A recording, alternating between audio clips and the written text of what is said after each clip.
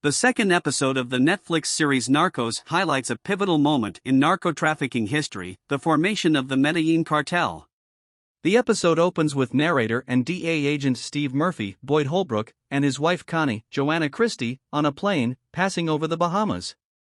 Although the couple is just flying over on their way to Colombia, Murphy explains to viewers that one of Pablo Escobar's intercontinental drug runners, Carlos Leder, Juan Ridinger, purchased a Bahamian island as a refueling point for his drug planes. As the plane enters Colombian airspace, Murphy contrasts the beauty of Colombia from the sky with the chaos on the ground. On the ground, narcos are busy building super labs and putting drugs in absolutely anything. We watch Escobar, Wagner Mora, blend coke into a fiberglass boat hull. Then, in a strange example of drug runner fun, he makes a bet with fellow narco gotcha, Luis Guzman, about whether a drug dog can find the coke in the boat. The dog fails, causing Gotcha to lose the bet. In response, Gotcha shoots the dog. Escobar seems more genuinely distraught over the caninicide than we've seen him thus far. It's a moment of tenderness that paradoxically stands in stark contrast to the complete psychopathy he exhibits later in the episode. The narcos aren't just intent on putting coke in everything, they're also intent on figuring out ways to launder their profits. They start fake emerald mines and taxi companies, but eventually, they just bury the money. Escobar puts a cool $1 million in his mom's couch. As it turns out, though, even for narcos it's MO money, MO problems.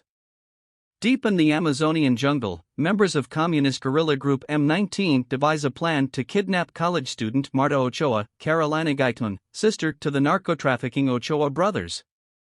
The kidnapping isn't just a plot twist, it's historical fact. As the New York Times wrote in 1988, M19 was a real-life group of revolutionaries that kidnapped Ochoa in 1981. While Ochoa is detained by militants, Murphy and his wife are detained at the airport. Ostensibly, it's because Connie's cat lacks the proper paperwork for admission into Colombia. The truth, however, is that the Murphys are being detained so that the Colombian powers that be can collect information on the couple. We suspect that info is going straight back to Escobar. When Murphy is released from the airport after hours of waiting, he gives us the 411 on his new partner, Javier Pena, Pedro Pascal. Pena is willing to use any means necessary to get the info he wants and, to that end, he's been sleeping with a narco-connected prostitute named Helena. After Pena gives Murphy a cursory tour of the DEA's Colombia headquarters at the U.S. Embassy, he gets permission to go to Medellin for what he rightly suspects is an important meeting of the narco-trafficking minds. In reality, as on Netflix, that meeting marked the formation of the Medellin cartel. According to the New York Times, the group dubbed itself Death to Kidnappers, a detail faithfully preserved in the Netflix series. After the meeting, Gotcha and Helena have sex, but in her eagerness to get good intel, which she hopes will be rewarded by a green card, Helena asks stupidly obvious questions, arousing Gotcha's suspicion. In retaliation, the narcos decide to gang rape her. The agents realize there's something amiss when Helena doesn't return and end up storming the party to save her. Meanwhile, the narcos are also creating mayhem in the jungle, killing M19 members and stringing them up on trees in response to the kidnapping.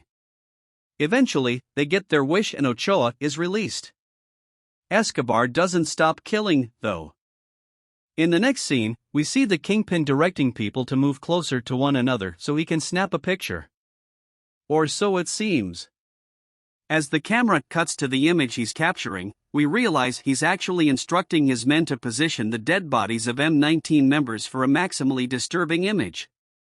Out of all the chaos Escobar has caused in 2 short episodes, it is this scene that most clearly displays his complete psychopathy, especially when it's contrasted to a minute later, when he pulls out the charm to prevent a mother and her baby from walking in on the morbid arrangement.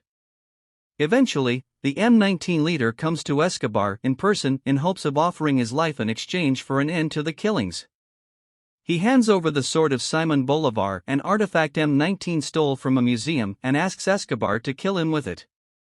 Instead, Escobar taps his shoulder as if to knight him and accepts the sword as a gift.